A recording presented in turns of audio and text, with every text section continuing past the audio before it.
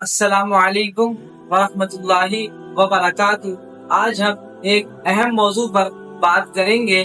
رجب but نامی ایک مشہور ٹک ٹاکر ہے جس نے یزید کی آڑ میں صحابہ اکرام رضی اللہ تعالیٰ عنہ کی شان میں توہین کی ہے۔ حالانکہ اللہ رب العزت قرآن مجید فرقان حمید میں ارشاد فرماتا ہے والسابقون الأولون من المهاجرين والأنصار والذين اتبعوهم بإحسان رضی اللہ عنہم ورضوا عنہ۔ احادیث میں آتا ہے حضور علیہ السلام نے ارشاد فرمایا میرے اصحاب کو برا مت کہو۔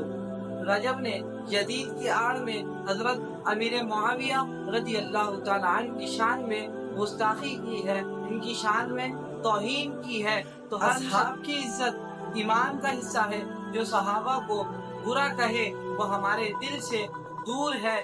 یزید کو گالی دو یا نہ دو مگر صحابہ کی عظمت پر ایک حرف نہ آئے۔ رجب ایک کمینہ شخص ہے جو یزید کی آڑ میں حضرت امیر معاویہ رضی اللہ تعالیٰ عنہ کی شان میں گستاخی کی۔